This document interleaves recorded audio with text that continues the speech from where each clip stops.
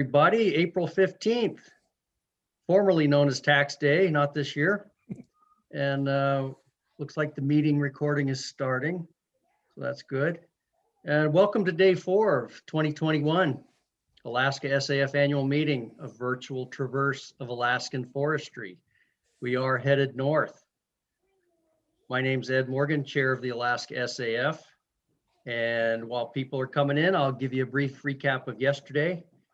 We were very fortunate to have Dave Demore of the Forest Service, a soil scientist at the Pacific Northwest Research Station. He discussed his research on soil-plant interactions and gave a lot of good information on hydrology and soil development in Pacific Coast forests. We also had Ariana Lopke talking about engaging Southeast Alaska youth in natural resource management. In particular, the Trails program, which is a 10-week program, and it's hands-on experience in natural resource management and field work.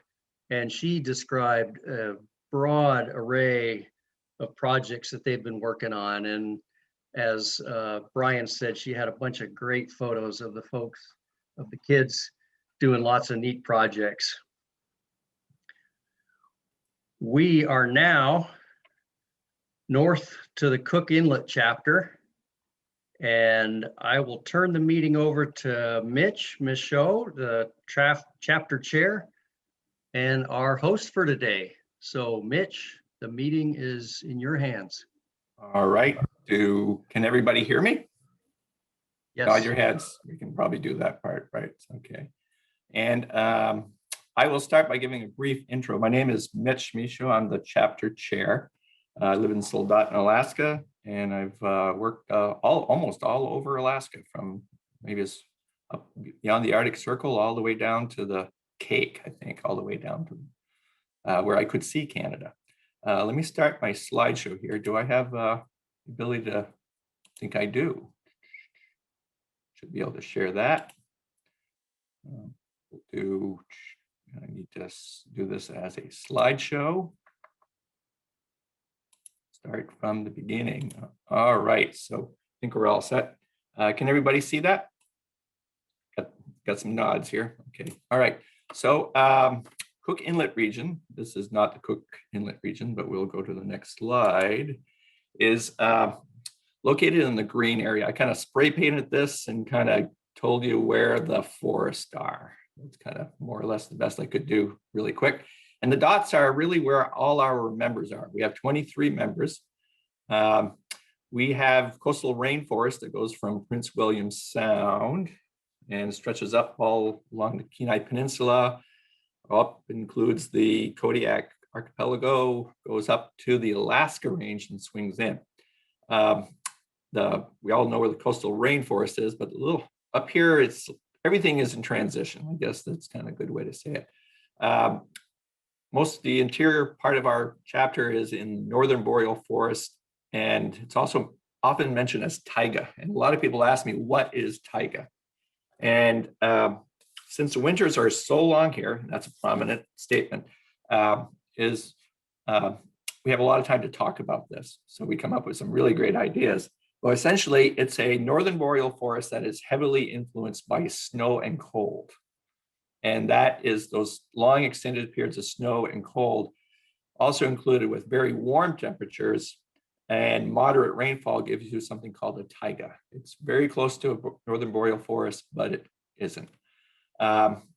We heard about the coastal rainforest, but I'd like to include that we do have coastal rainforest, Prince William Sound, the southern coast of the Kenai Peninsula, and the Kodiak Archipelago. Which is interesting about that as a coastal rainforest, it is distinguished from the panhandle, that it has no hemlock. And for anybody that's worked in Southeast, you go onto the Kodiak Archipelago and you really see what happens if you could get rid of all that hemlock and what it looks like. Going on to the next slide here. Nope, too far. There's 462,000 people that live in our chapter. That's 63% of Alaska's population. Anchorage has, my tiles here almost in the way, 300,000 people, and the rest of Wasilla, Palmer, Kenai, Soldotna, Homer, Seward, and all the little towns make up the rest of it. So it's very densely populated. Many years ago, forest professor I had, Dr. Benjamin Hoffman, who actually was the forester for the SEPA community up in the Glen Allen area.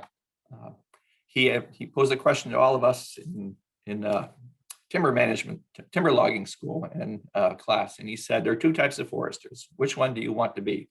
The ones who talk to trees or the ones who talk to people?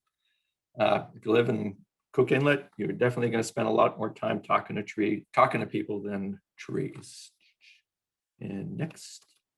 One of my favorite subjects is Langille, and I always bring up Langille issues because a little trivia. And for those of you who don't know, William A. Langille conducted a forest assessment of the Gulf of Alaska. He went from Sitka to Kenai in 1902. And last night I was doing reading some old books I have. And in 1904, he gave a slideshow. And this is how it's referred to, an actual slideshow. One evening at the home of Guilford Pinchot, 7 members attended that evening SAF chapter meeting. So must have been an interesting evening. In 1905 to 1907, the Forest Reserve of the Kenai was established, shortly followed by the Alexander Archipelago Forest Reserve. Why it took a little bit longer was because Congress was very upset with Teddy Roosevelt and didn't want him to put any more lands into reserves until they resolved this public-private land ownership and control. Langille eventually became the first forest administrator of the U.S. Forest Service, newly named Chugach in Congress Forest. And then, oops, sorry about that, he resigned in 1911 and returned to Oregon. He then went to South America to look over timber resources in Sao Paulo, Brazil. So the question I have, I was like, oh, sorry about that, is what happened in 1911? And I'll give you a hint. It was a national scandal that warmed up or took seed in Cordova, Alaska, and resulted in someone losing his job. Does anybody have a guess as to who that was?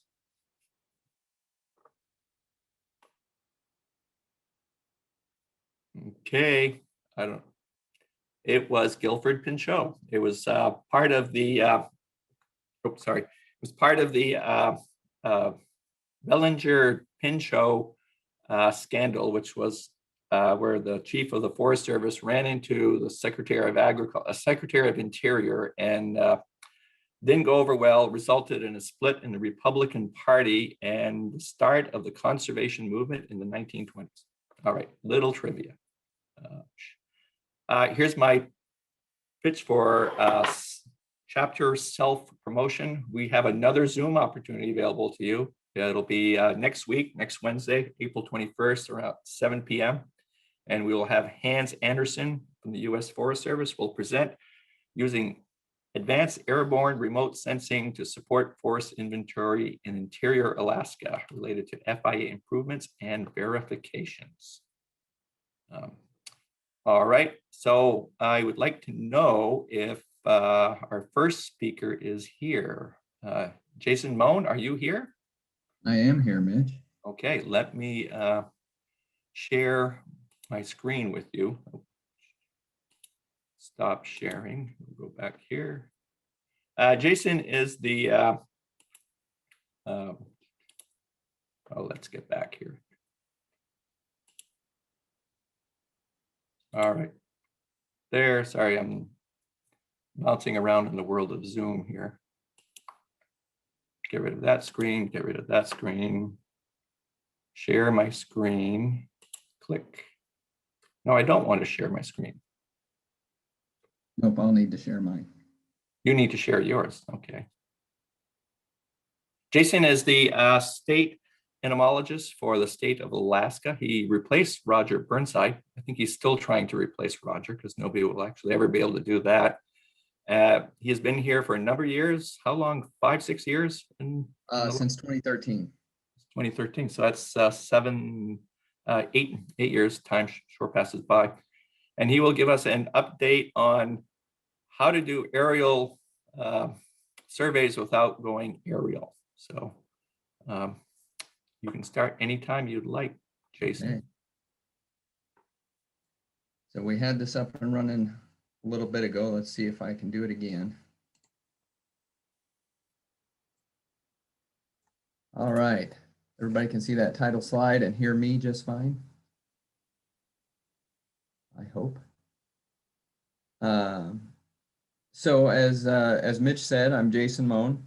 I'm the Forest Health Program Manager for the Alaska Division of Forestry, and happy to be able to talk with you guys today and just kind of give you a rundown of our aerial surveys last year and what that looked like with the absence of actually flying.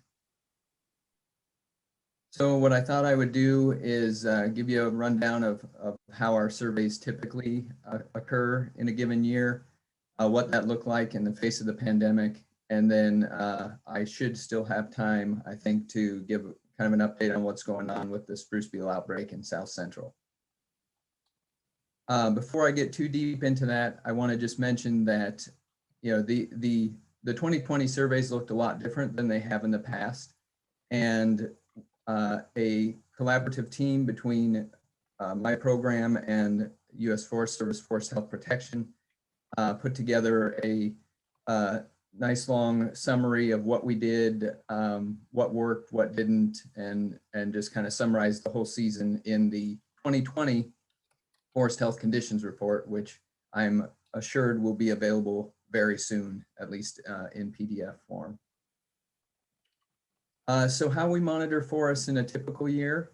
This is a cooperative effort between the Forest Service and Division of Forestry.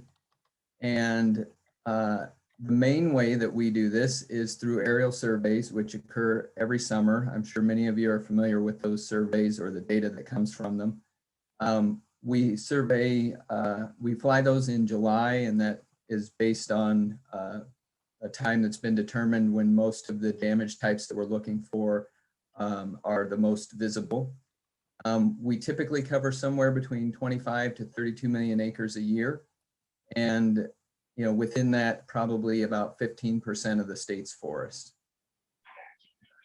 And these surveys have been going on for a long time, back to the early 70s.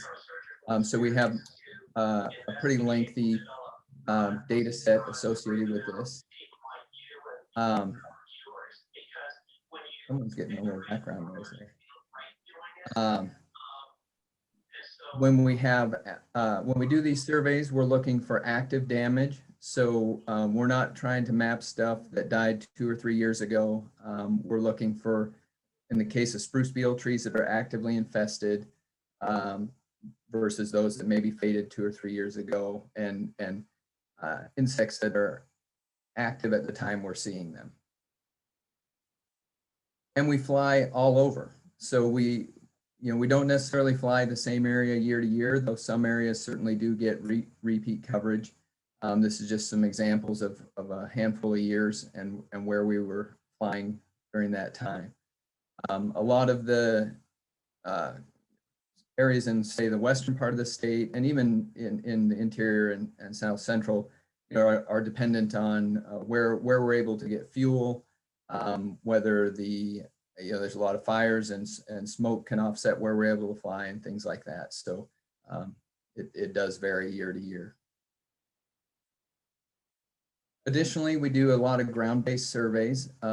Often these are related to the aerial surveys, either something we do beforehand to get an idea of what's going on, so that when we see it from the air, we have a better indication of what we're looking at. Additionally, after aerial surveys, we use ground survey to confirm what we thought we saw from the air. And we're also in the field all the time, monitoring different aspects of the various outbreaks, insect behavior, different hosts being affected, things like that. And I should mention too that with the aerial surveys, most of our forest diseases aren't as readily visible from the air. So a lot of that work is ground-based as well. And then we're getting into a little bit of remote sensing-based surveys. This, I'd say in past years has been a little bit limited, but we're working towards that. This is an effort that FHP put together last year, or sorry, in 2019 to look at the hemlock sawfly damage that was that is an outbreak in Southeast. And then if we look at how we did this in 2020, it's the same team. Now we're looking at it from the ground. And if you recall the map here of where we fly, you know, we're covering a huge swath of Alaska when we do these surveys. And there's a lot of logistical planning that goes into this, and fuel agreements with a lot of villages and small areas. And so when we looked at what we were going to do for the aerial surveys last year, there was a lot of uncertainty, of course, related to the pandemic, and that gave us some logistical delays in our planning. We wanted to be sure we were being, you know, keeping our surveyors safe and the vendors and also the public. We were trying to, you know, adhere to all the agency, state, town, village imposed travel restrictions. And we also were concerned that if a mishap were to occur, that we would unnecessarily be putting strain on the emergency response community, which was already strained. And so with that in mind, we collectively decided to cancel the aerial surveys for 2020. We were not alone in that. Several other states flew either reduced surveys, or you know, Washington, Oregon didn't fly either. I don't believe California did either. So so there was a lot of states working on figuring this out.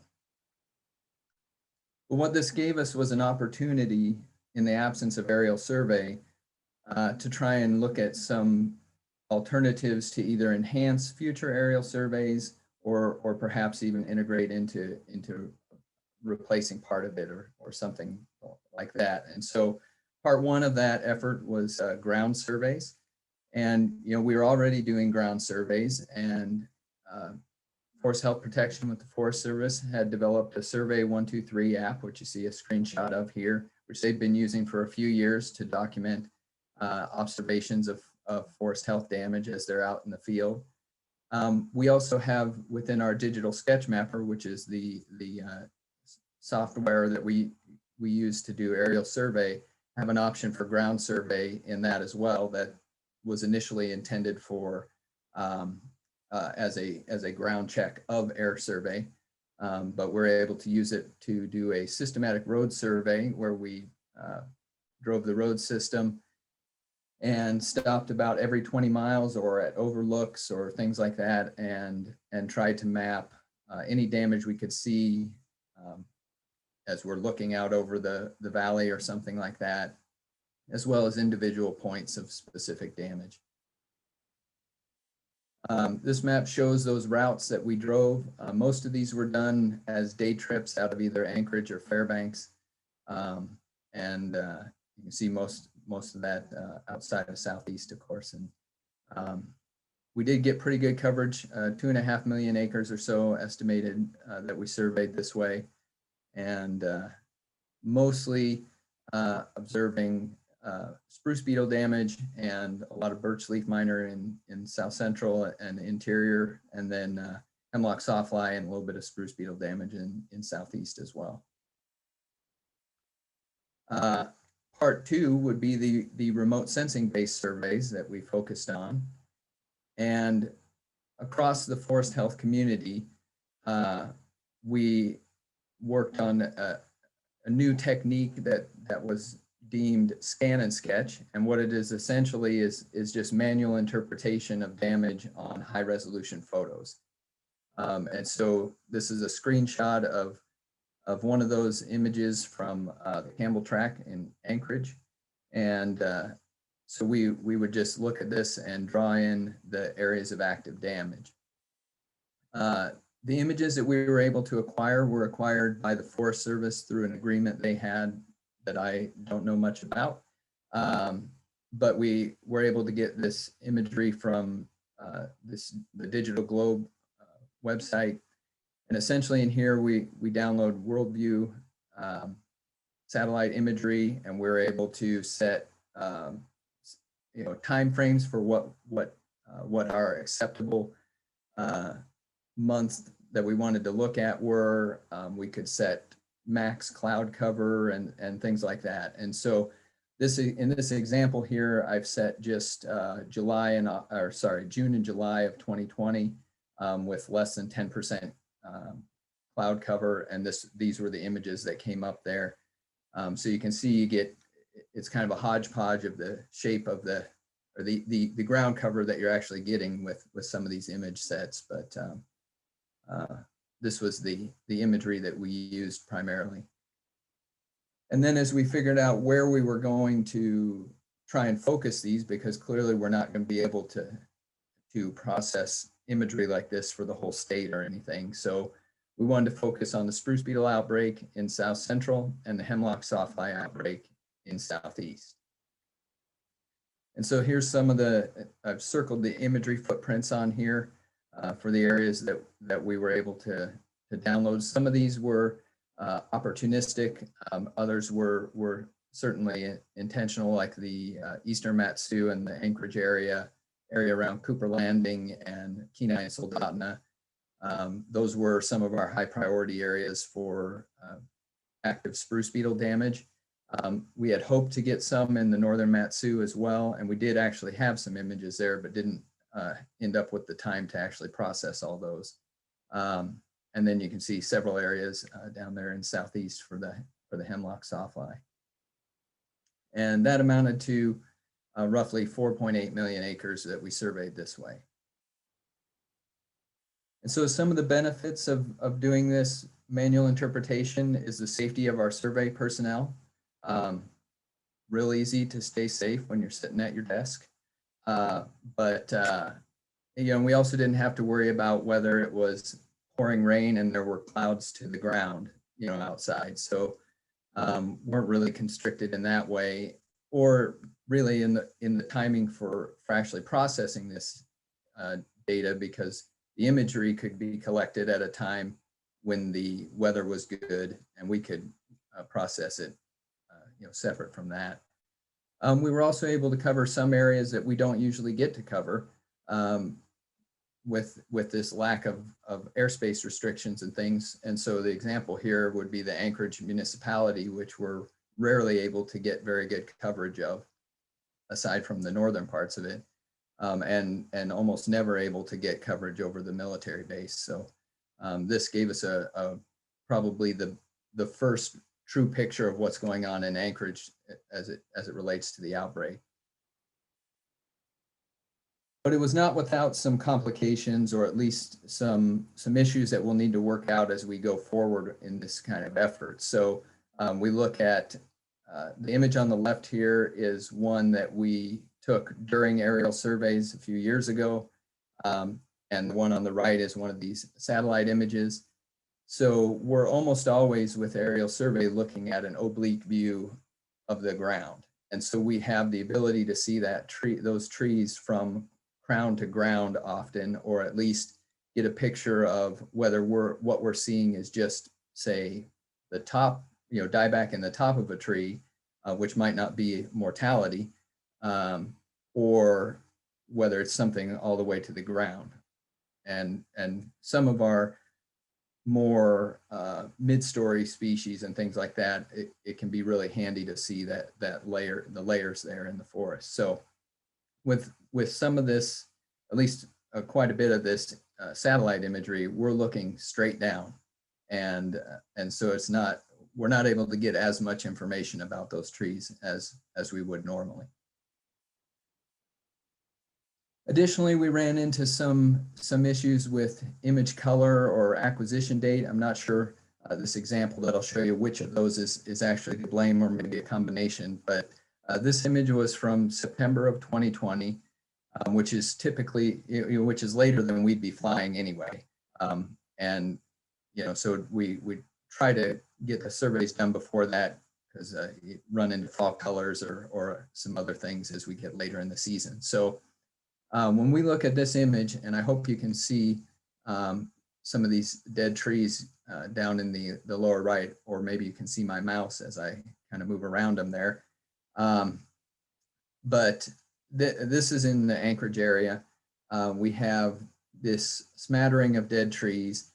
And if we were flying this, those trees look past being active. So these wouldn't be considered active trees. We wouldn't map them as current damage. If we look at, well, it just so happens that this image was on an overlap between two of these image tiles. So if we bring in the July image, same area, all those trees look like they're active damage. And so we, the main issue that we ended up having with mapping spruce beetle through this method was that it really was very dependent on the quality of the image as to whether we could reliably tell whether we were looking at active damage or maybe trees that died last year that still have enough of a reddish hue in the image to appear to be active damage. And so with that in mind, when I talk about the spruce beetle damage, just bear in mind that it should be more considered recent damage than current damage. There was also some general issues like clouds or haze. I could see possibly also smoke causing this kind of disruption in the image. And then just some general artifacts, I think, of the mosaicing process or something. We ended up with some blurry spots and things where you couldn't necessarily pick out what you were looking at.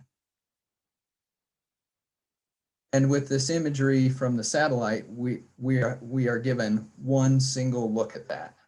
And we can only zoom in so far, and there's not really a lot. There are some color manipulations that we could do to maybe try and get it to pop out a little better or something like that, but not a whole lot. Versus aerial survey, where if we were having trouble IDing something, we could circle around it, get some different sun angles on it. We could maybe come down a little bit in altitude to get a better look, or in the best of cases, we could land and actually take a look up close and see if we could identify that. So some of the lessons learned with this, it's certainly not at a point right now where it would be considered for replacement of aerial survey, but it's definitely a good tool to have in a hybrid survey approach, or in the absent, in a time where we're not able to fly, or perhaps just in areas that we can't normally fly. It was good for large scale damage events, but again, we had this issue where we couldn't always tease out the current damage from older damage. Many of our common agents, though, weren't really visible. So like alder dieback, which we see kind of all over the place, or more scattered things like spruce broom rust. Those things we couldn't really pick out at this level of detail. And when we fly, we're constantly talking to each other in the plane and working out the best diagnosis for what we're seeing, or assisting each other with the hosts that we're seeing it on, or all sorts of things like that. And while we did have regular meetings, like weekly meetings during this processing time, and we could send a screenshot back or forth, that kind of thing, it really wasn't as good as that real-time analysis of what we're seeing and discussion about the damages. So certainly something that we'll be looking to improve upon in 2021. We do also hope to be in the air again in 2021. But really a great opportunity to test this stuff out. And there are additional remote sensing efforts underway across the country for forest health monitoring, including some examples in Alaska. This is one that's being tested to try and detect spruce beetle damage, and several of the FHP forest health protection folks out of Juneau are working on this one. So there'll be more on that in the future. And so with that, I'll move on to giving you all a rundown of what's going on with spruce beetle. So in 2020, we mapped about 113,000 acres of what we would consider recent spruce beetle damage. You can see that's primarily in the eastern Mat-Su and Anchorage area. Those few spots we were able to survey on the Kenai, and then we found what we thought was some scattered on the southern tip of the Kenai, as well as a little bit in southeast. And that's over, this includes the ground survey data as well. So you can see there's a couple of polygons up in the northern Mat-Su there that we got on the ground survey. When you compare that to 2019, when we surveyed 24.5 million acres nearly, and mapped 140,000 acres of damage, it's really a tough comparison to make. And if we look at what aerial survey, what we've mapped during aerial survey over time, through 2019, in 2018, we had almost 600,000 acres of damage, and we saw a considerable drop in 2019.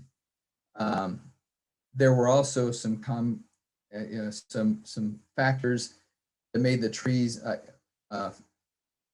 weren't as easy to the active trees weren't as easy to tell in 2019 as they should have been, and so it's possible that we missed some during that year. And so at this point, I'm not ready to call 2018 the peak of this outbreak, and I hope that we do get some aerial survey information about the outbreak this year. I think we might be able to better tease that out.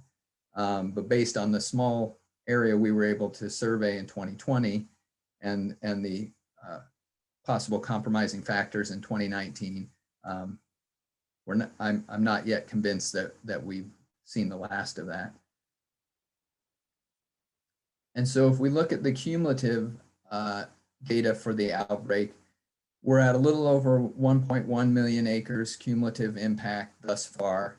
You can see the 2020 data overlaid on there. And then I've circled this area up in the northern Mat-Su and actually the lower Denali Borough.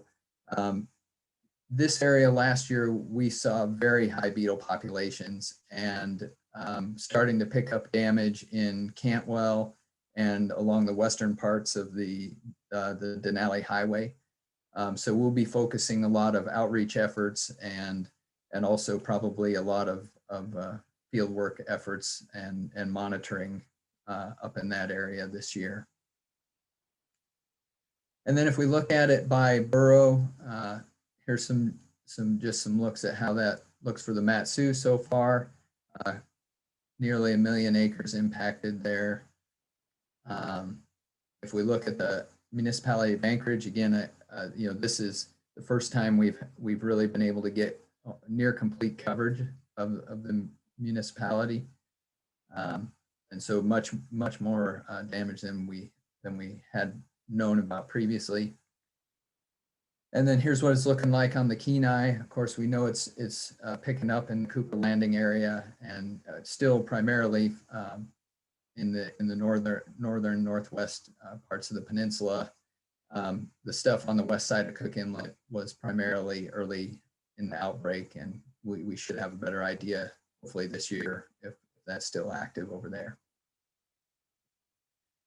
And with that, I just want to wrap up with a plug for the alaskasprucebeetle.org website.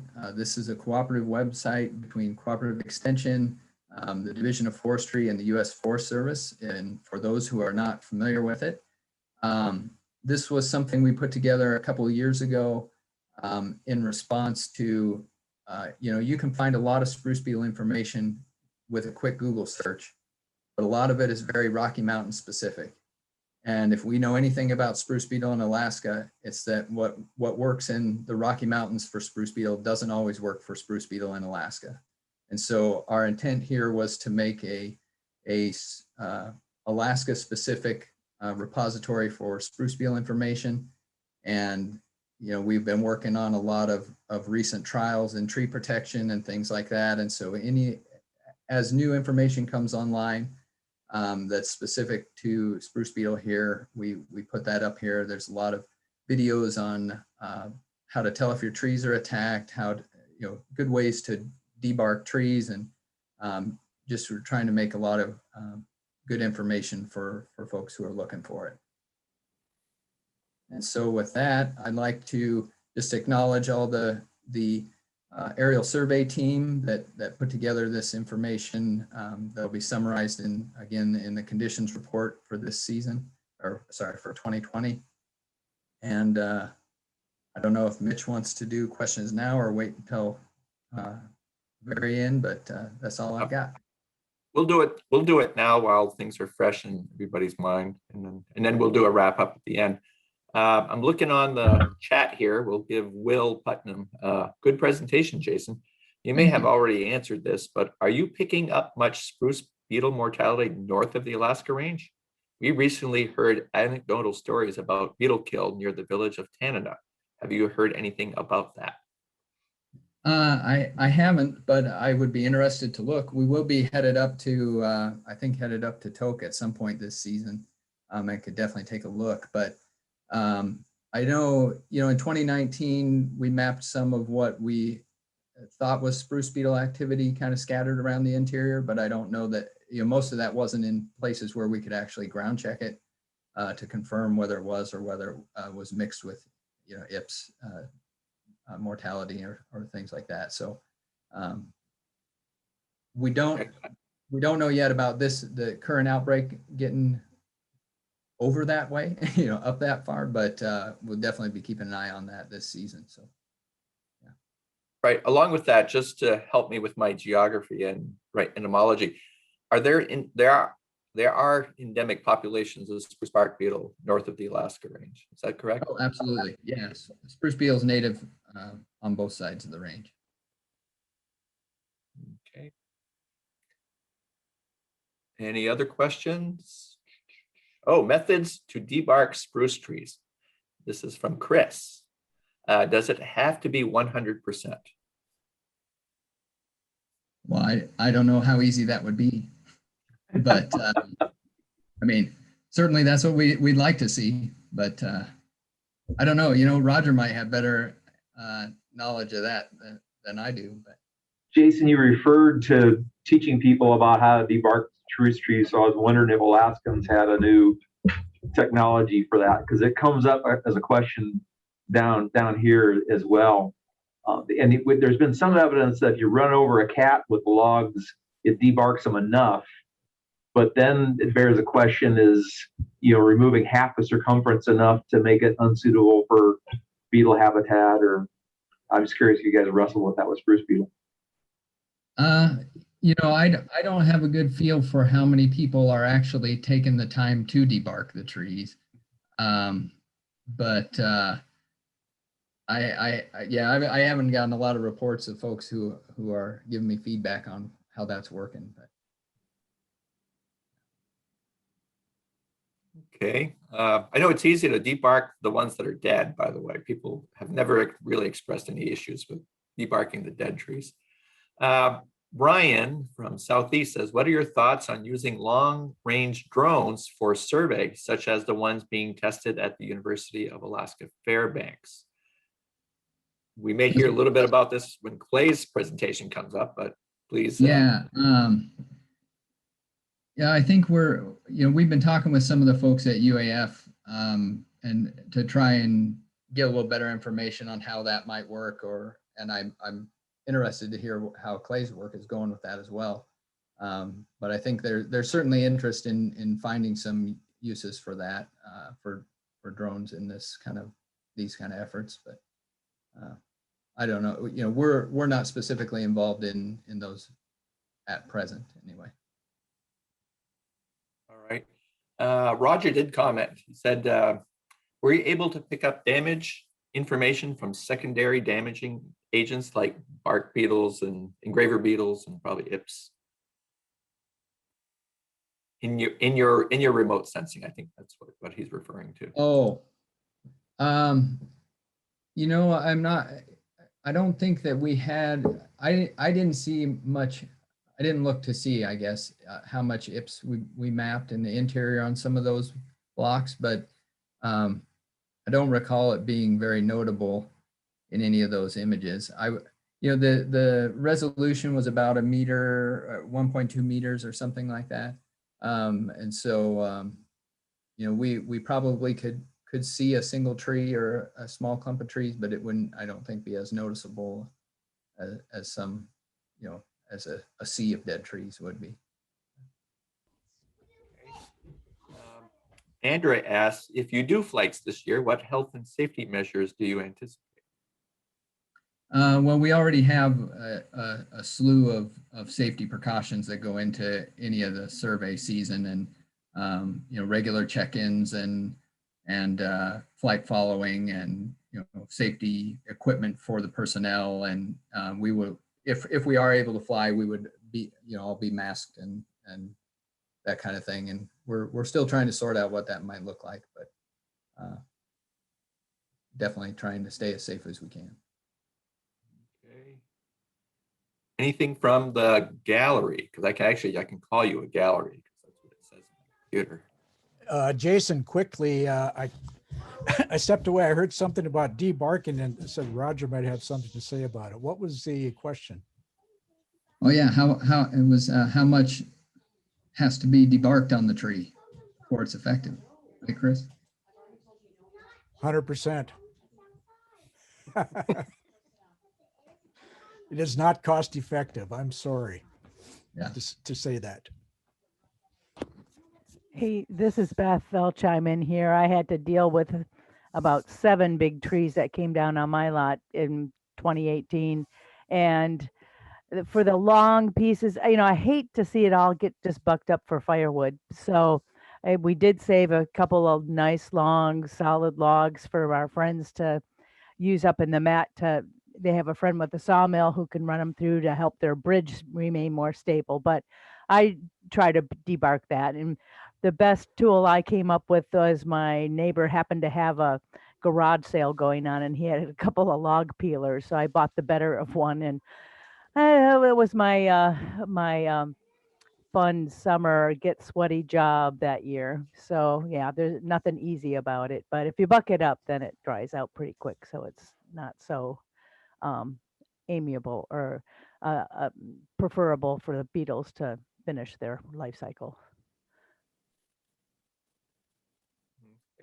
Hey, Jason, following up with that, I've had folks ask me, and maybe I've been giving them the wrong advice, but the chemical treatments, especially carbaryl, which I think is still the preferred, or not preferred, but the most effective. Does spraying your down trees with carbaryl also, it catches them on the way out as well as catches them on the way in? How effective is that? I don't know that I haven't been recommending treating logs, but I don't know. It seems like it would do that. Roger, do you know? Well, theoretically, you could kill beetles on the way in and kill beetles on the way out. Now, I'm not sure if you intended to burn those logs. Right, yeah. I'm not sure about the chemical effects, in the environment in your home or whatever. Getting back to the debarking, we've never tested this empirically, but in the 90s epidemic, a couple of the native corporations attempted to use a very thick visqueen to cover the decks in an attempt to keep beetles from, emerging beetles from getting out and dispersing. Now, it's an interesting concept because under that visqueen, you could have secondary effects, fungal attacks on the beetles, a lot of moisture to facilitate that. And it's potentially a lot more cost effective and less labor intensive than debarking an entire log or log deck, but it's an interesting one. If you can get thick enough visqueen, I'd be tempted to actually try that. I know there certainly are landowners trying that. I mean, they've done it in the southern US, down in the western US, but they have high solar radiation, more so than we do, even with our longer days because of the higher temperatures. And it's somewhat effective, but again, even those attempts were not 100% effective from keeping dispersing beetles from attacking adjacent trees. But it's an interesting concept. You know, the issue down here is how much do you have to debark it to dry out so it's not suitable food for beetles anymore? And I think that would be a wonderful, easily designed experiment for a lot of work, but experiment for a grad student to debark stems in different ways to see what was sufficient to minimize successful brood development. Well, we did a study before I retired by Chris Fettig, Pacific Southwest Station. We got a grant, STDP grant through the Forest Service, and we did a 3-year study across interior to see if we could minimize ips infestation and emergence from log decks. And we did some scarification. I don't know what we called that. Basically scraping the opposite sides of the logs, each log in the deck instead of 100%. Scraping, and I'd be happy to provide that. Maybe we can provide that study as part of the maybe a recording, or at least to the group, because it was an interesting study. And that, like I said, that was just ips, because ips is secondary, but also very damaging along with spruce beetle on smaller diameter trees during an outbreak. So we learned quite a bit from it. It'd be worth going back to that, to review that study. But if you have some grad students in mind that had their own funding and wanted to come up and study that for spruce beetle here, they could certainly do that. Yeah. But for those of you who are at the last Alaska State meeting that was held in Anchorage, we had a discussion about beetles. It seems to be I think maybe we could correlate when the SAF meeting occurs, state meeting occurs in Anchorage, to beetle populations. But one of the things that came up was the use of hormonal disturbance. I have a question here about verbenone, synergy, MCH bubble caps, anti-disbursements, pro-disbursement. What's the latest on that? Because you were just exploring that the last time we all met. Yeah, so we've done 2 different trials, one with Matt Hansen at the Rocky Mountain Research Station, and then the most recent one with Chris Fettig with the Pacific Southwest Research Station, where we were using 2 different formulations or 2 different, I guess, distribution methods for MCH, which is the anti-aggregation pheromone for spruce beetle, and coupling that with Acer Caramone blend, which makes those trees smell like a maple tree. I think they smell wonderful, but supposed to make spruce beetle not think they want it. And they had really good success with that in the Rocky Mountains, and we are having very little success with that here. And presumably part of our issue is we're testing it in just really high beetle populations, and so we know those kind of pheromone-based tactics would be probably more effective in lower or even moderate populations. So not very successful in that yet. We are starting over in that effort this season to try and look at maybe some semiochemicals that we hadn't considered in the past to couple with MCH and see if we can't find something that will work for Alaska to protect some trees. So we'll be starting on that in May, actually. So. Okay. Any more? Oh, we have one more. This is a great one from Andrea. If you do flights this year, can you run over the health and safety measures that you would be adopting when you get up in the air? Well, so there's a lot of the safety measures that are built into this. Well, there's several levels of safety that are built into this. There's extensive aviation training, safety training that we all go through, including water ditching and how to escape from a float plane if we were to crash into water or things like that. So there's a lot of background training that goes in for the safety. There's, you know, we wear float vests in the plane and carry emergency equipment with us in the plane. And, you know, there's regular check-ins with dispatch, and we're being flight followed every several minutes or something to that effect. Very constant communication with the ground and where we're at and that kind of thing. So that there is certainly more than that. That's a snapshot of you know what all goes into that. I think I don't want to speak for Andrea, but I will. What about from a COVID standpoint? I think maybe that's what she was thinking about. That's what I'm thinking about. Yeah, well, so that's what we're trying to figure out, whether you know, certainly we would be masked if we were able to fly in the plane.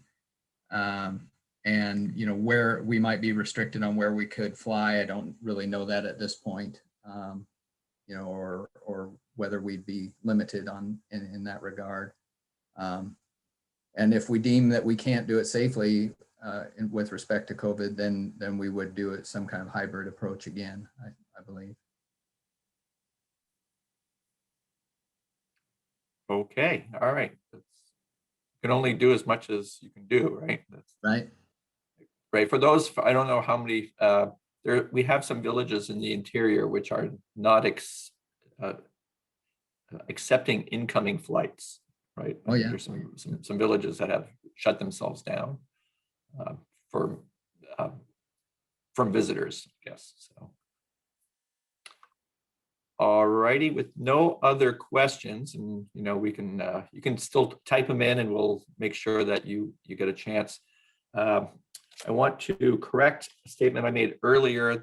Our chapter meeting will be at 6 p.m. on the 21st, not at 7 p.m. If somebody would like that, we're going to send a link to the whole state association, so you'll get a chance to look at it again. The next speaker is an interesting story. He kind of warned us a few months ago that his wife may be having a baby, and something may be occurring that is beyond his control.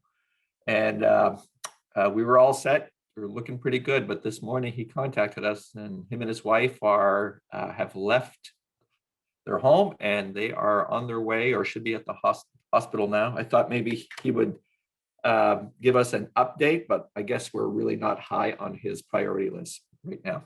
So what we're going to do is we're going to have Nathan Lushinsky give the presentation. Nathan is in a remote location. He's at his home, and we will have a backup PowerPoint that I will take over if his fails. So I'll tell you that Clay is a forester that works for Chudachmute Corporation, a fine young forester. He is a graduate student at Alaska Pacific University, and this is part of his thesis. And Nathan is his supervisor, I think. And Nathan is also a forester there, and he will attempt to play the role of Clay Hote today. Ready? Yeah, Nathan? Mitch, can you guys all hear me? I had a problem. I had to switch my like microphones and stuff a few minutes ago. You're a little faint. Okay, well, I'll try to talk loud. Better. And sometimes my internet's not that good, so I'll turn off the video when I start sharing the screen. And like Mitch said, this is Clay's master's research. And so I have a pretty good idea of what he's doing at a high level, but I don't know all of the technical nitty gritty. And hopefully this will answer some of Brian's work. Clay is using a drone to fly spruce forest in Alaska and trying to identify green beetle kill. So the trees before they start to turn to an orange color, and using a multi-spectral sensor. So it's more than just the red, blue, and green that we're used to with our standard air photography. It has some other bands associated with it.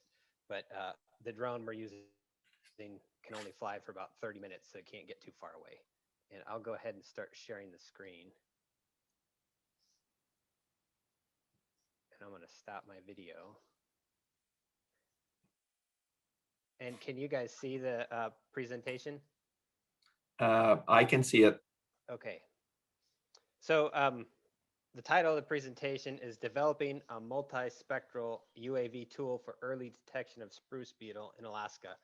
And this research was funded by the Bureau of Indian Affairs, and it's being done by Clay. And this is a picture of Clay here with the drone at Ruth Arcan Park in Anchorage. I think he's getting ready for a flight or changing a battery or something like that. So it's not a big one. So the Clay's research objective is to develop and test an Alaska-specific UAV tool for the purpose of identifying the early stage spruce bark beetle attack. And so why is this important? Well, this picture in the right here is a picture of the Sterling field break that Chugachmute's Yukon fire crew had done a shaded fuels treatment in. And our crew, they're good, but they're not trained up on spruce bark beetle. And they left a bunch of trees. These are actually dead. They haven't turned colors yet. They're still green, but they're full of beetle. And now a year later, when we go in there, they're orange and brown. And so one of the things that this could do is if we are doing management actions in the forest and we could identify quickly and easily which trees are actually dead but don't look like it with your eyes yet, we could remove them when we're in there. And so this has applications on power line right-of-ways, campgrounds, trailheads, trails, that sort of thing. And that's why that could be important. And this is background, but I won't give you much because I think Jason covered all of that. But this is a picture that Clay took flying over the Susitna Valley in 2018, just showing the kind of beetle damage we've been observing in Alaska in the last few years. So what is a early detection of spruce bark beetle? And I kind of mentioned this, but before the trees turn yellow and orange, it's what we call green attack. So they may be full of spruce bark beetles. You can see pitch tubes or entry holes or boring dust on the tree, but that canopy is still green. So obviously that tree is probably a goner if you give it a close inspection at the tree bowl, but you can't tell that without a close inspection. And so those are the sorts of trees that we want to identify. Now, of course, some of these trees may survive, but the vast majority of them, I mean, if there's boring dust on the bottom of the tree, it seems to be a goner. I've seen maybe just a couple that can survive that. So we got this idea. We were looking around, and I don't remember if I found this or Clay found it, but we found this paper here from the Czech Republic, where these Czech researchers had a drone, and they bought some sensor, and they kind of like soldered it and modified it and then strapped it to the bottom of a drone somehow. And I think it was an 8 quadcopter drone. I'm imagining they're duct taping it to the bottom of the drone, but it was probably a little more sophisticated than that. But they were able to use that to detect Ips beetle in spruce trees in Czech Republic. And they were able to detect the green attack stage of these trees. We said, whoa, maybe we can do that in Alaska with a spruce bark beetle instead of an Ips beetle in spruce. But we don't want to have to tinker with modifying drones and buying different sensors and strapping them onto drones. We didn't want to mess with that. And I'm jumping around here, but this picture on the right here shows some different bands that you get from a camera. There's the blue, the green, the red, and then near infrared. And the colored lines show what different things look like soil is that black line, unhealthy vegetation, the red line is the spectral signature you might get, and healthy vegetation is the green line. And so what is, especially if we had a near infrared sensor, it makes it a lot easier for us to determine healthy from unhealthy vegetation. So what we did was we found that DJI makes a Phantom 4 multi-spectral agriculture drone. You can buy it right off the counter. It's about, I think we paid like $5,500 for it, so it's not cheap, but it's not horribly expensive either. And it comes stock with a multi-spectral camera. It measures red, green, blue, red edge, which I'm not really sure what that is, and it has a near infrared sensor, and then it has a different sensor that's a composite of those. So really you get 5 bands out of this thing. but it's off the shelf and pretty easy to fly and use. So we got one of those, and we needed somewhere that we could get to pretty easily to fly a lot of flights. And we're based out of Anchorage, and we use the Ruth Arkin Park because it has airspace that allows the flying of a drone in it. The rest of the city, there's so many airstrips all over the place, there's not much place you can legally fly a drone. So Clay had to go and get his commercial drone pilot's license from the FAA to be able to do this research and fly, and he's done that. And this study site, he flies about 15 acres of forest, and it takes about 30 minutes, but he's got 80 or 90% overlap, and he's got super high resolution photography that he gets. But last year he did 4 collection dates about once a month in the end of June, July, August, and September. And this is a little more zoomed in view of the park. And what Clay did was he went out and placed 6 ground control points. He used a 5-gallon bucket lid with some different colored tape. And then he went out with a survey grade GPS unit to put in the ground control to, correct the images from the drone. The idea is that this kind of stuff wouldn't necessarily need to happen if Clay's able to successfully build a model. But during the building of a model to predict or to identify these green, dead spruce trees, he needs a lot more precision. And so along with that, he identified it's approximately 40 trees. About 20 of them were healthy and 20 of them were infested with beetle. And so at the same time, he went and individually GPSed each of those trees with that survey grade GPS to make sure that he knew exactly where they were when he got those images onto the computer, and was trying to match up spectral signatures from one tree to a little couple pixels on his image. So kind of the process that he goes through is on the right there, he's got the 5 bands that come from the drone, and he feeds those into a piece of software called Pix4D, and that stitches the photos together and it orthorectifies them. So he puts in his ground control points and identifies where they are in the image, and it puts it all in the ground. And then the last step is that Pix4D can put out raster files of various indices. It can put out your standard color photo or, whatever kind of indices he wants. Clay hasn't gotten to the point of figuring out which indices he wants, but that's kind of his workflow.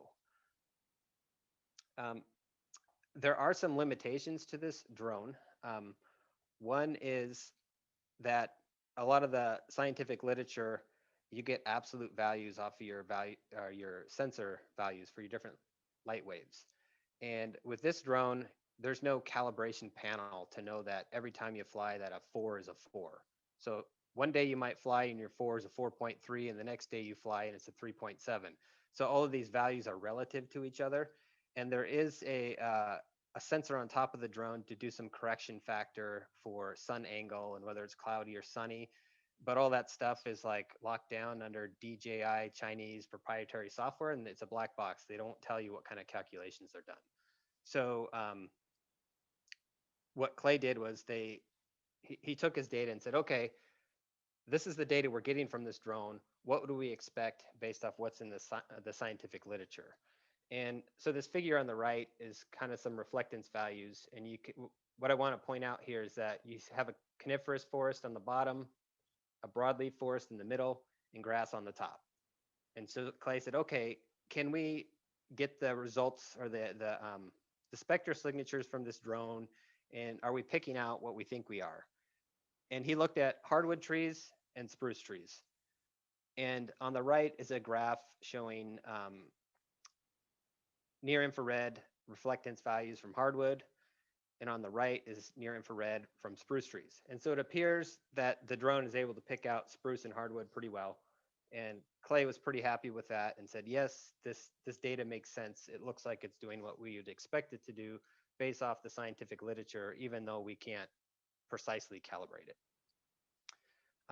So the next thing he did was he wanted to look at differences between his healthy spruce trees and the infested spruce trees. Is there a spectral signature difference? Can you pick that out?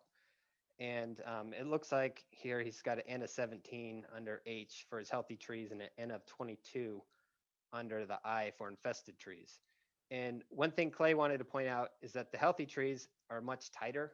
There's a lot less error in those trees because a green healthy tree kind of looks the same. In the infested trees, there's a lot more noise in the data because you have trees that maybe they were infested a couple weeks ago, or maybe they were infested 18 months ago. So there's a lot more difference in the spectral signature coming off of those trees. But the initial data that Clay has collected, he thinks, yeah, we can determine the difference between healthy spruce trees and infested spruce trees. And so Clay hasn't gotten to the point of really looking at the different indices he'll use, but this is the same scene of about 2 trees, and it's shown 3 different ways. The left figure shows NDVI, or normalized difference vegetation index. The one in the middle is your standard color composite, your RGB, and the one on the right is a greenness index. And I think that's just the red band divided by the green band. And what you can see here is that you, on the NDVI, you get these really blue spots. They jump out right away. And I don't know if you can see this from the composite image in the middle, but those are actually dead spruce trees. They're red. And so it really easily picks out your dead trees. In the greenness index, you can see those same hot spots. They look kind of white. So it has no problem with your eye picking out the dead trees. But when you look, I don't know if you can see the H1 and the H2 on the figure. That's a healthy tree and an infested tree. And so to my eyes, I can't really tell the difference between the healthy tree and the infested tree. Just, you know, if I was looking at this doing like air photo interpretation. But it appears that the drone can do that using some math. But like I said, Clay hasn't got to the point where he is doing that. I think these figures, he just pumped them out last night or 2 days ago. So he's just getting to the point where he's going to have data to start running some statistics on it. It's taken him a year and a half to get all the everything. So moving forward, Clay's going to evaluate a number of different indices. The researchers from the Czech Republic found the most, the indice that best predicted or best identified the green dead spruce trees was the Greenness Index, which is the second one here. And that's the green band divided by the red band. But essentially what all these indices are, they're different combinations of the 5 spectral bands that you get out of the drone. And you divide them or add them or subtract them, or do some simple mathematical manipulation of them to calculate different indices. And so his next step of the research will be evaluating a handful of different indices and see if any of these are effective at predicting the green dead spruce trees. And so moving forward from here, assuming he can find one of these, what'll occur next is that ideally Clay would develop a little piece of code or a little module that could be passed off to somebody else. And if you were to fly this drone on a different site, you wouldn't have to go through all the survey grade ground control. You can do this with maybe a sub-meter GPS to put in some ground control and get a real quick and dirty estimate or assessment of where your dead spruce trees are that still look green. We're not at that point yet. But I guess this is the status of Clay's work today. And I see all kinds of things coming up maybe they're in the chat. Oh, okay, that's not for me. But that's the end of the presentation I have to present for you.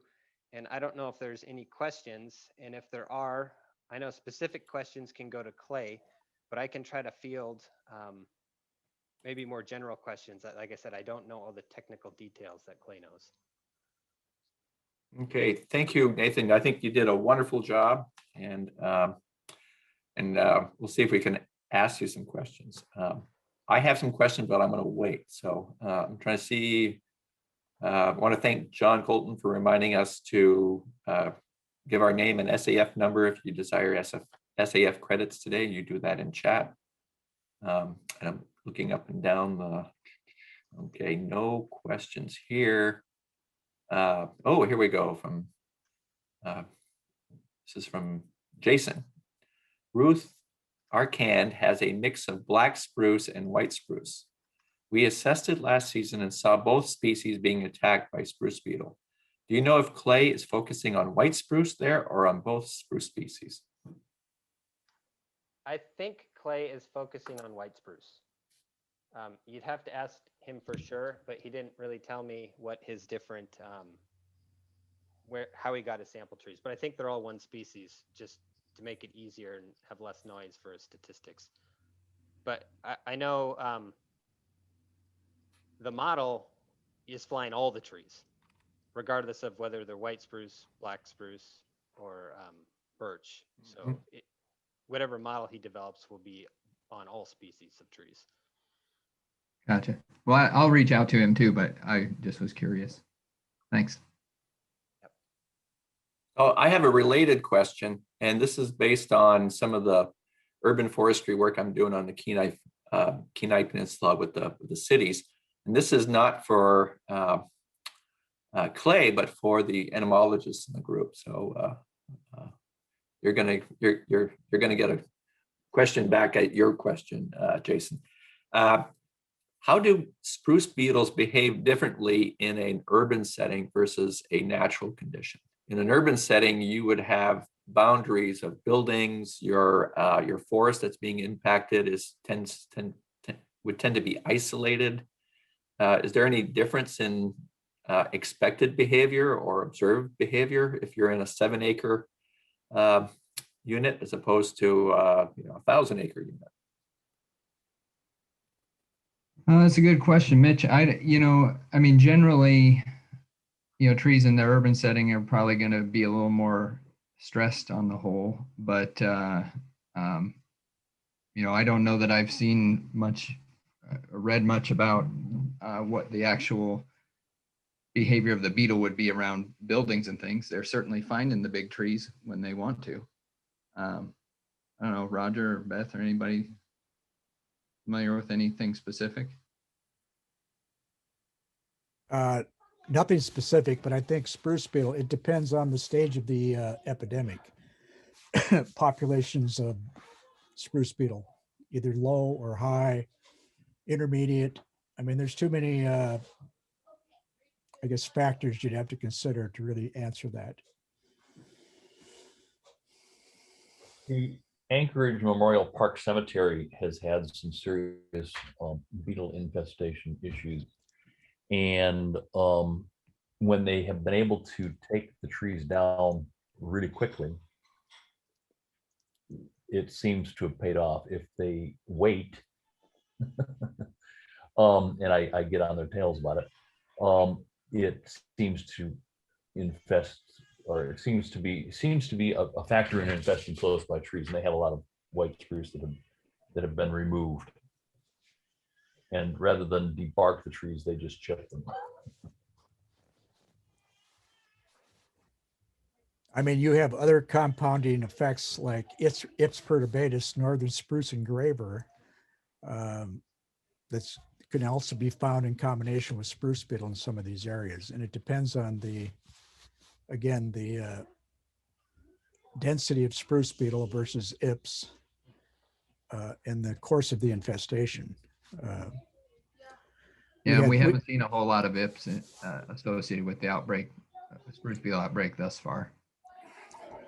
Yeah, Roger, I saw your question regarding Clay's sample trees, if they may have a different combination of beetles active in them too. And I know Clay did bowl inspections of the trees, but it doesn't mean if there's not other beetles in those trees. Well, I just looked at the article.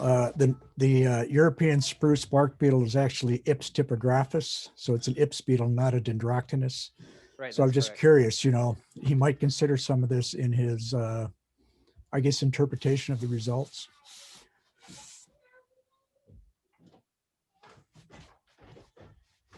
Yeah, that's good because one of the things I was observing was that I was seeing more multi-age tree attacks than I would in a natural condition. Trees that kind of put out their best to take care of the lighter attacks, but the following year, so you could look at the tree and you had multi-year evidence of beetle entrances and exits. So Let's just say in an urban setting, it's complicated. That's about all you can say. And if the population is high, forget about trying to figure out what you think they're going to do, because yeah, I think behavior no longer they don't follow their normal behavior anyway. Right. So Absolutely. any other questions? This was a very good presentation, and I know at one of our chapter meetings it came up. We asked a question, which was, well, if you're only going to be doing a small area, why don't you just go out and do a visual tree inspection? And we discussed it a little bit. Was, well, how big of an area could you apply this this good technology, very inexpensive, and seems that it's giving, but how big could you go? And I'll ask this to Nathan because he's used drones before. So how does it work for the small ones, and could this be ramped up to a larger drone, or even like a fixed wing drone? And I think Ed has a question too. So after I answer this, maybe we'll get him. The limitations on the drone, I don't think is the drone so much, but it's more the FAA. You're not allowed to fly a drone out of line of sight, so you have to be able to see it the entire time it's flying. I don't think you can fly more than see, a few years ago we were flying drones out in Icy Bay, and we get up on the side of a mountain where we could see really well, and we could not fly more than like a square mile. And that was a fixed wing drone that could cover a lot more ground than a quadcopter. But with one of these quadcopters, like this Phantom 4, we could see this the whole time, and Clay was able to fly 15 acres in 30 to 40 minutes. Okay. But if you're trying to do hundreds of acres, you're going to have to be somewhere where you can see and have a drone that has a longer flight time. Those drones exist, but then you start bumping into FAA regs. Okay, very good, thank you. And Ed, sorry I didn't see your question, but your question was, I have a question. So. Hey, Nathan, this might be something to direct to Clay directly, but I was looking at the, I think there were 5 different perspective formulas that you had listed. One was, band divided by another one, or a band minus 1 divided by 1 minus the other. And I don't really understand what those formulas would tell you. And I was kind of thinking along the lines of a regression formula that, would incorporate multiple bands, but in a different manner, which you normally see in the literature. But that was just a thought I had, why he was going that way, and maybe that's what the checks did. And but I was just curious about how the formulas came to be the way that he had proposed them. Well, I think the checks use those formulas, and I think they're widely used in remote sensing, like based off Landsat stuff. But there's folks in this call who know a whole lot more about remote sensing than I do. But it's my impression that they're pretty commonly used across remote sensing. And so he was just trying those first because they're well understood, at least at a larger scale from satellites and aircraft. Yeah, those formulas are actually pretty standard. So you might as well start with the standard ones that they know something about, then create your own. All right, thank you. Chris had a question. How might analysis of infrared photos taken from the ground compare to those from the air? You walk around with infrared goggles, I think. Maybe that's what you're looking for, Chris. Just don't walk into a tree. I think you might be able to use the same things, perhaps. I'm just thinking if you're in a city and you have limitations for using drones, there's been a fair amount of discussion here about assessing spruce beetle hazard and wildland urban interface areas and even urban areas. If you can get a lens that'll get you up on the top of the tree, that might be a way of getting around the drone limitations.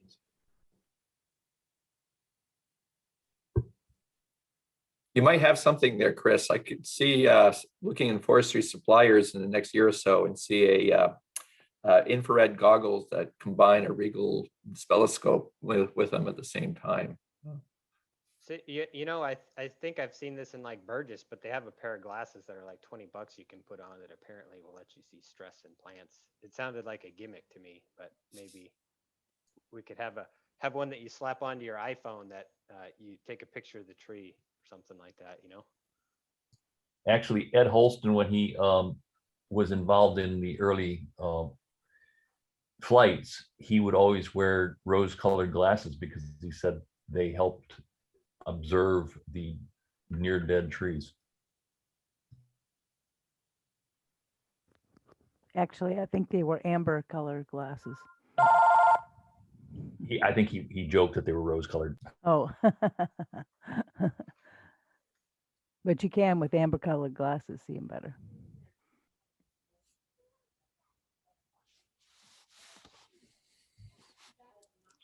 All right. Sorry. Nope. Gotta keep killing my phone here. Any other questions? Like Google glasses from Chris, Google Plus. I think we could do that. If not, we have, what time do we got here? We've got a couple of minutes. We do have a quick summary of what's going on at Cook Inlet. For those of you who would like to stay and see what we've got going on, it's really short. We figured we might be a little short with limited questions and responses from Clay's presentation. I checked my iPhone and still no word on the baby, but we'll let you know when Mitch, it happens. I'd say if folks have questions for Clay, reach out to him via email or phone. He'll get back to you, but do ask him, especially Okay. like that. Yeah. All right, so let me gear up the share screen and we'll look at some photos from Cook Inlet. Feel free to leave if you would like, but there's a couple of things you might be interested in. If not, we'll scroll through these, and I'd like to thank you all for attending. Don't forget to put in your SAF continuing education credits. And Hey, could you put Clay's email in the chat? Yeah, I'll do that. Give me a second.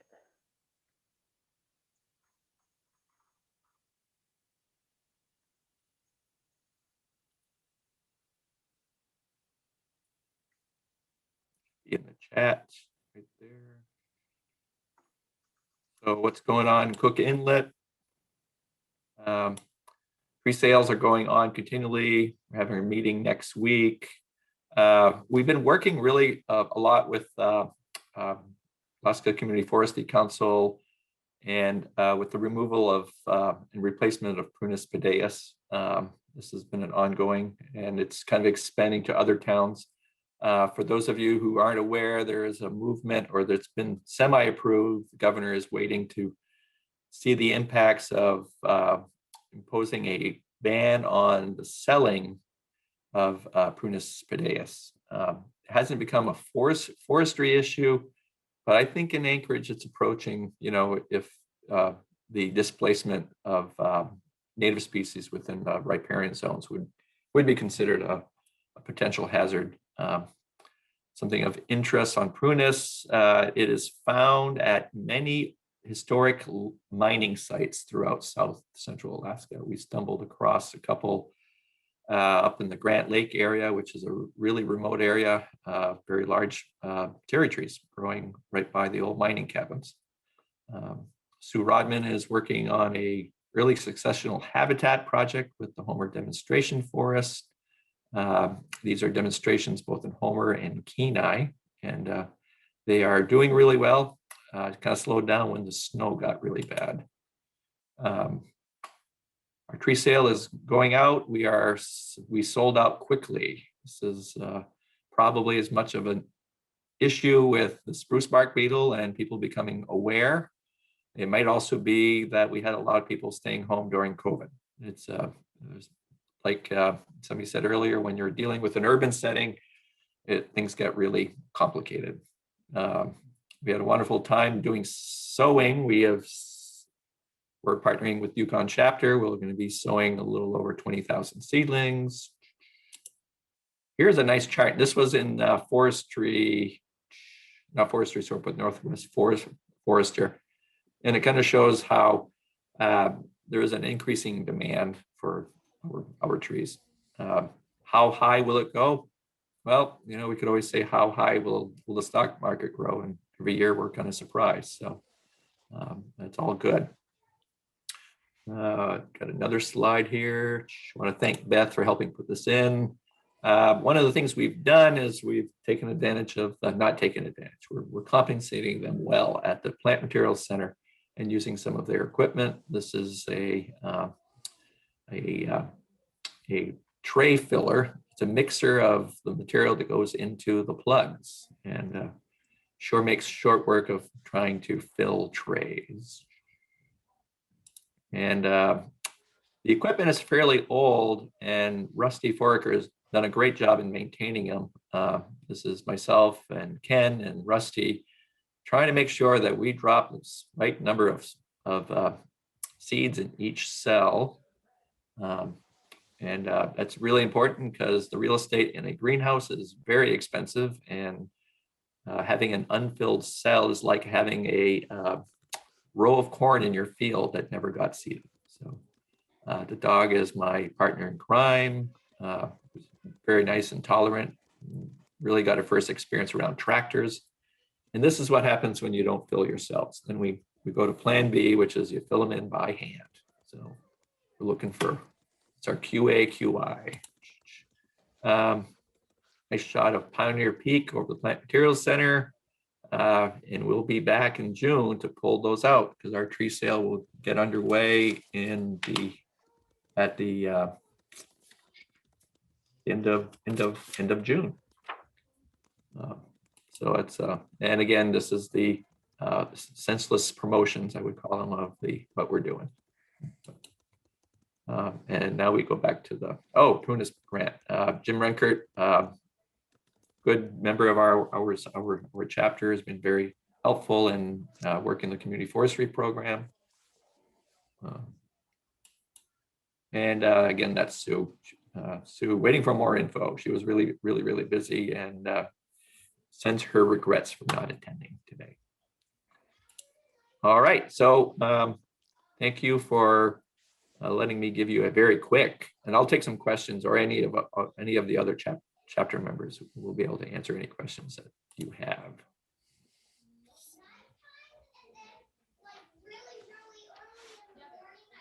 Mitch, I had one thing. I just put it in the chat, but Clay asked me to ask everyone if they know of any stands with active spruce bark beetle attack on the road system. He's looking for some places to try out any models that he develops in Ruth Arcan Park somewhere else. Okay. Does he want live trees or dead trees? He wants trees that are still alive. Okay, all right. And under attack. That's much harder to do, by the way. So. Nathan, this is Jason. Have him get in touch with me. We can help him find some trees. Okay, we'll do that. Okay, well, I'd like to, we'll leave this open for a little while. I think I see there was another one. Thank you, Charlie. Thank you for attending. We'll leave the chat open for a little while. Make sure you put in your number, and thank you, and have a good afternoon. We'll see you all tomorrow in Fairbanks. Hey, and thanks, Mitch, for coordinating today and being the moderator. And Jason and Nathan, thank you again for your presentations. Good presentations, presenting technical material. You guys are always good at explaining stuff. So thank you. And like Mitch said, one more day. Tomorrow we'll go to Fairbanks and see what's going on up there. So thanks, and have a good afternoon.